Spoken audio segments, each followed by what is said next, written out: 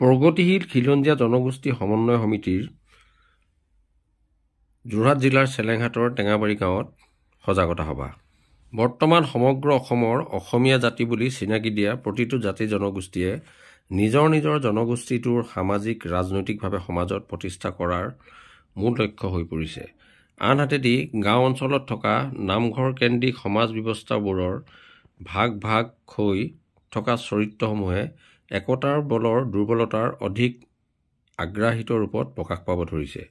এই ক্ষেত্ৰত আজিৰ যুগৰ যুৱ প্ৰজন্মও এই দিশসমূহৰ আঁতৰতহে থকা দেখা গৈছে।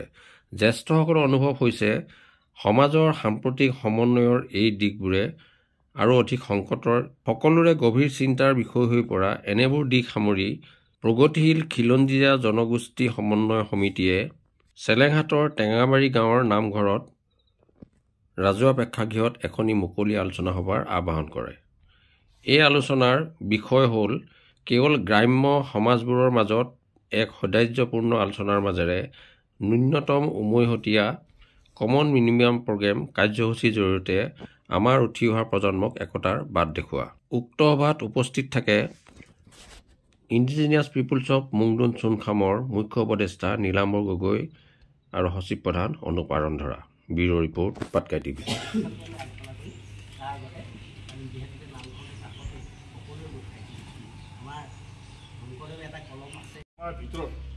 বিভিন্ন দায়িত্ব দিছিলে। এজন চুতীয়াক বৰা উপাধি দিলে, এজন কলিতাক হাজৰিকা উপাধি দিলে, কছাৰী এজনক আপোনাৰ হাজৰিকা বা কিবা অন্য চাউদাং উপাধি দিলে। এই উপাধিবোৰৰ সমষ্টি হ'ল আহোম। গম পাইছেনে? আমি আচলতে আহোমহে, যি কি নহওক আমি খিলঞ্জীয়া। কথাটো হ'ল কি, আমিনো এই কথাটো আমাৰ অসমতো হাজাৰ হাজাৰ সংগঠন হ'ব, আমি কিয় খুলিবলগীয়া হ'ল 2021 চনত এই সংগঠনটো? এই কথাটো আপোনালোক অলপ মন দি শুনিব পাৰে। আৰু কথাবোৰ মই কৈ যোৱাৰ পাছত আপোনালোকে প্ৰশ্নও কৰিব পাৰে, আপোনাৰ নিজৰ বক্তব্য ৰাখিব পাৰে। এই ভাল কথা হ'ব। এজন সমাজ বিজ্ঞানীয়ে কৈছিলে যে a people without knowledge of their past history, origin and culture is a tree without roots. বুজি পাইছে কথাটো? আমি যদি আমাৰ অতীত ইতিহাস, উৎপত্তি, সংস্কৃতি নাজানো, তেতিয়াহ'লে আমাৰ শিপানিকা গছ বা শিপা নহ'লে কি অৰ্থ হয়? আজি আমাৰ এই অৱস্থা তেনেকৈ গ'ল। আমাক লাহে লাহে কেনেকৈ গাত কৰিলে আৰু হিন্দু কৰি আমাৰ পেট্ৰনাইজ কৰিছেতো। এতিয়া বহুত চব সমৰ্থনে আছে। মই জানো প্ৰশ্ন কৰিলে ঠিক আছে, যদি ভাৰতৰ সংবিধানত আমাৰ যিটো মহাপুৰুষীয়া যিটো ধৰ্ম, এইটো আমি কিয় স্বীকৃতি ল'ব নোৱাৰোঁ? যে আমাৰ এটা খিলঞ্জীয়া ধৰ্ম হয় নাই কওক? এই ধৰ্মটো চৰ্চা কৰিছে খিলঞ্জীয়া মানুহে, আমি নিজৰ অচিনাত ধৰি ৰাখিব পৰা নাই। এতিয়া শংকৰদেৱে কৈছে মূৰ্তি পূজা নাচাবা, আমুকত নাযাবা, বলি বিধান নাচাবা। ঠিক আছে, সংস্কাৰ হ'ল মানুহখিনি। আগতে বলি বিধানটো এইটো চাইণ্টিফিকো নহয়, সংস্কাৰ হ'ল। কিন্তু আমি যেন ধৰি ৰাখিব পাৰিছোঁ। এতিয়া আমিও বিচাৰিছোঁ যে যিসকলে মহাপুৰুষে ধৰ্ম কৰিছে তেওঁলোকে স্বীকৃতি লওক সাংবিধানিকভাৱে। তেওঁলোকে সকলো মিলি কিয় ক'ব নোৱাৰে যে আমাৰ ভাৰতৰ লগত আমি এষ্টিমেশ্যন হোৱাৰ আগত আমাৰ নিজস্ব পৰম্পৰা আছিলে, সেইটো হৈ যাওক। তেতিয়া মই এজন মানুহক সুধি যাওঁ, কওঁ যে আপোনালোকৰ কি আপত্তি? আমাৰ ইয়াত RSSৰ মানুহে খবৰ নিদিয়ে। বোলো আপোনালোকৰ ইমান ডাঙৰ ডাঙৰ মিটিং হয়, ইমান হিষ্ট্ৰী, আপুনি এখন মেমৰিয়াম দি দিলে হৈ যায় যে আমাৰ পন্থাটো এটা খিলঞ্জীয়া পন্থা বুলি স্বীকৃতি দিয়ক। তেতিয়া আমাৰ এইখন প্ৰটেকশ্যন আহিব, ৰিলিজিয়াছ মাইনৰিটি আহি যাম। তেতিয়া এই গাঁওখনত ক'ব পাৰি এইখিনি আমি সকলো ধৰ্মীয় মানে বেলেগ মানুহে মাতি ল'ব নোৱাৰে। আদান প্ৰদানটো খিলঞ্জীয়া সেইটো কৰিলেও হয়। কিন্তু আমি কি কৰিছোঁ? আজি আপুনি দেখিব যে এই মানুহে কয় যে সত্ৰ মানুহে আজি দেখিব দুৰ্গা পূজা পাতি আছে। আমাৰ টাইম যাত্ৰাটাই পাতে দুৰ্গা পূজা, হয় নহয়? কথাবিলাক তেনেকুৱা এই বস্তু হ'ব নালাগে। নিজৰ নিজৰ বস্তুটো কৰা যাব। আৰু শংকৰদেৱৰ আদৰ্শটো ধৰি ৰাখিব পৰা নাই সকলোৱে। আজি কি কৰিছে? আজিৰ কাৰণে সিহঁতে সুবিধা পাইছে। আজি দেখিলে আপুনি গণেশ পূজাও সোমাই গ'ল। আমাৰ ইয়াত গণেশ পূজা সোমাই গ'লে দেখিব যে বল বমত দেখিব ৰাস্তাত চব পাগল, হয়নে? কিয় ধৰি ৰাখিব পাৰে? এই কথা ক'ব লাগিব। এই বিষয়ে আমি কিছুমান আপোনালোকে তেওঁলোকক মানে আইন বান্ধি দিব লাগিব, পাৰ্চনেল ল' বান্ধি দিব লাগিব। যদি সত্ৰত থাক বা এইটোত থাক, যদি এইটো কৰিব নোৱাৰ, যদি কৰ বহিষ্কাৰ ভাই, ষ্ট্ৰিক হ'ব লাগিব। এতিয়া আপুনি দেখিব আপোনাৰ নিজৰ বেয়া লাগে। আপুনি দেখিছে আপোনাৰ ল'ৰা কাইলৈ দেখিব সি এইটো আপোনাৰ কথা নুশুনি গণেশ পূজালৈয়ে মাৰোৱাৰী বিহাৰীৰ লগত ব্যস্ত হৈ আছে। আপুনি ক'ব যে এটা কেলৈ আছ? ঠাণ্ডা তুলিছোঁ, ঠাণ্ডা। ধন্যবাদ। সকলো মানুহ তাই ইয়াত এতিয়া আপুনি বৰুৱা লিখিলে মই গগৈ লিখিলোঁ, পিছত গৈ যে মই বৰুৱাটো এটা বংশ হৈ গ'ল, হয় নহয়? কথাবোৰ তেনেকুৱা এটা আমি ষ্টাডি কৰিছোঁ, ৰিচাৰ্চ কৰি আছোঁ। আপোনালোকে ভাল অধ্যয়ন কৰিছে এই বিষয়ে, অধ্যয়ন কৰি আমাক ব্যক্ত কৰিলে। আপুনি যাব লাগিব আমি জয়ন্ত পাহাৰতকে আমি কৈছো যে আমি গৈ তাত ৰিচুৱেল কৰিম তেওঁলোকে আদৰণি জনাইছিল আহ বুলি কৈছে কথাবোৰ কেনেকুৱা লাহে লাহে চব ওলাই পৰিব এই যে আমাৰ সত্যটো সদায় ওলাব আঁকি থ'ব নোৱাৰে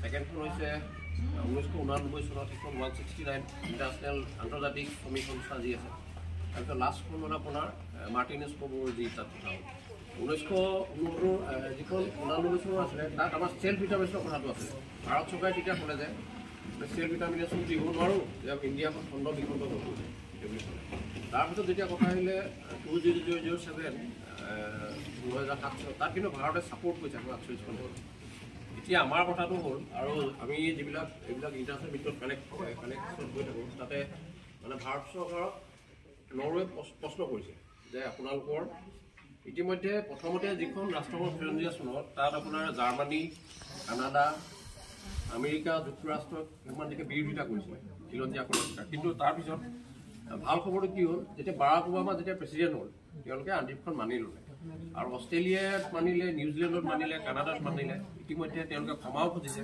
যে খিলঞ্জীয়াসকলৰ যি ভূমি বা যিবিলাক অধিক কাঢ়ি লোৱা হৈছে তেওঁলোকে প্ৰদান কৰিছে ইতিমধ্যে আমাৰ ভিডিঅ'টো দেখিব অষ্ট্ৰেলিয়াৰ প্ৰাইম মিনিষ্টাৰে মানে ক্ষমা খুজিছে তেওঁলোকে আমাৰ কথাটো হ'ল ভাৰতৰ অফিচিয়েল ডেফিনেশ্যনটো হ'ল ইউএনত কৈছে all the Indian peoples are indigenous after 1947 15 August আৰু আনহাতে ভাৰতে কৈছে যে যেতিয়া ইণ্টাৰনেশ্যনেল টিমবিলাক আহে যে খিলঞ্জীয়া এডুকেশ্যন লাগে তাত কৈছে যে ভাৰতত এতিয়াও 159টা গ্ৰুপে ইণ্ডিজিনিয়াছ এইটো স্বীকৃতি পোৱা নাই তেতিয়া ভাৰতে কৈছে যে অকল ট্ৰাইবেল আৰু আদিবাসী লোকসকল খিলঞ্জীয়া আদিবাসী মানে কৈছে আমাৰ আদিবাসী কাক কয় হাবিত থকা আজি হাবিতটো অকল আৰু আপোনাৰ কছাৰী বা ইমানখিনি থকা নাই আজি আমাৰ আহোম মানুহ আছে চুতীয়া মানুহ আছে কোচ মানুহ আছে বামুণ মানুহ আছে হয় নহয় কথাটো হ'ল যে এই ডেফিনেশ্যনটো মানি ল'ব নোৱাৰি অকল ST আৰু যদি আদিবাসী আমিবিলাক কি হয় নহয় এতিয়া আমি কথাটো হ'ল এই কথাখিনি ইতিমধ্যে আমি এতিয়া যি মিটিং হ'ব যোৱা বছৰ মিটিঙত এটা ৰিজলিউশ্যন হৈছিলে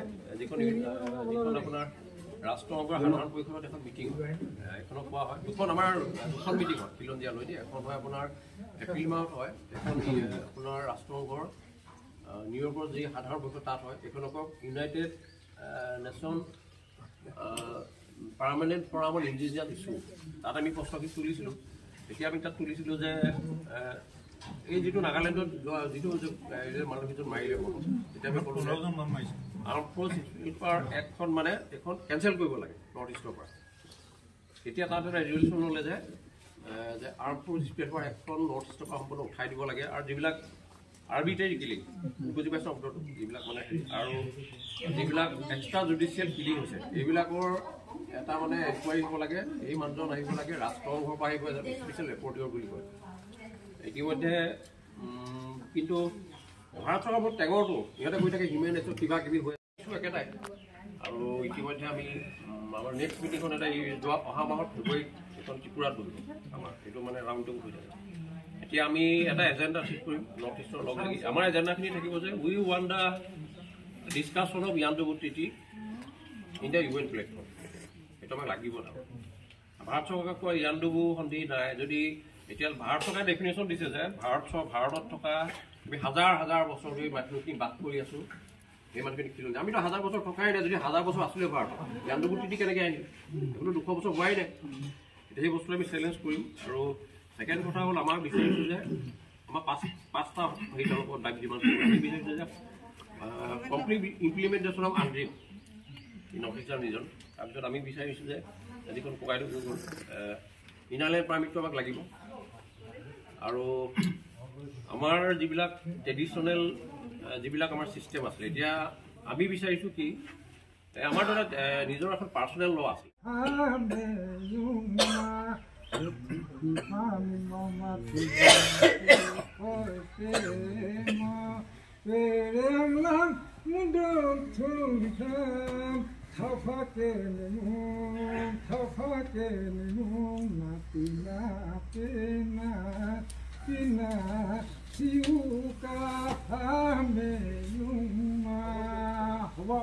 ধন্যবাদ।